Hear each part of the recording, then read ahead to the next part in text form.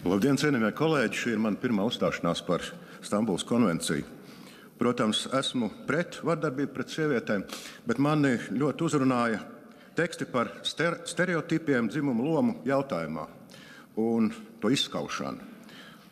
Man tā ģimenē pieņemts, ka kamēr skalda malku, tikmēr sieva mazgā traukus. Kamēr laboja traktoru, sieva gludina kreklus. Un mazliet man tā kā bail sievai piedāvāt mūsdienīgāku lomu sadalījumu ģimenē. Un kaut kā bail arī atmest stereotipus un mirklīti nepagaidīt, ja tuvojas cienījamā Irma Kalniņas kundze, lai atvērtu smagās Saeimas durvju vērtnes un viņai uzsmaidītu. Un es to daru ne jau tāpēc, ka viņai nebūtu spēka atvērt šīs durvis, tāpēc, ka man tas ir patīkami.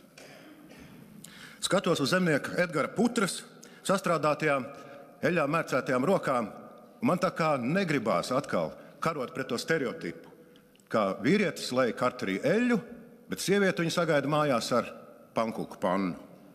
Šeit Rīgas kastītēs dzīvojošie Stambulas konvencija laikam šķiet kāda panacēja, kā sadalīt mājās to vienīgo smago pienākumu.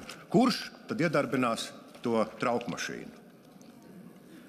Bet redziet, es esmu vecmodīgs, un vecmodīgu stereotipu varā, bet man nekad nav nācis prātā sist sievu, un es joprojām tramvajā pieceļos un atdodu vietu sievietei. Kad veidojās mani uzskati par to, kas labi, kas slikti, par Stambulas konvenciju vēl neviens neko nezināja. Bet izglītības sistēma un sabiedrība kopumā uzskatīja, ka vardarbība pret sievieti, pret māti, pret fiziski vājāko nekādi nav akceptējami. Vismaz tur, kur dzīvoju es, gan kādreiz, gan arī šodien. Vardarbība pret sievieti ir nevis stereotipu izraisīta problēma, bet gan uzvedības patoloģija. Un pret to tā arī jācīnās, neiecietīgi. Jo cilvēks saprātīgais izsenis ir saudzējis vājāko. Pat akmens laikmetā mednieki vairījās medīt briežu māti ar mazuli. Ir pagājuši vairāki tūkstoši gadu. Un mums tagad vajag kaut kādu dokumentu, kaut kādu konvenciju, lai cīnītos pret pašsaprotamām lietām, kuras atbilstoši atrunātas arī Krimināla kodeksā. Kāpēc? Protams, ja konvencijas būtība tik tiešām ir rūpes par sievietes drošību un nevis par kaut ko citu.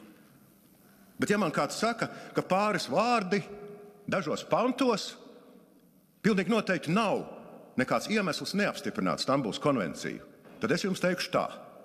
Ja saujā putrājiem ir iemaldījušies daži peļu spīru graudiņi, man šāda putra nav vajadzīga.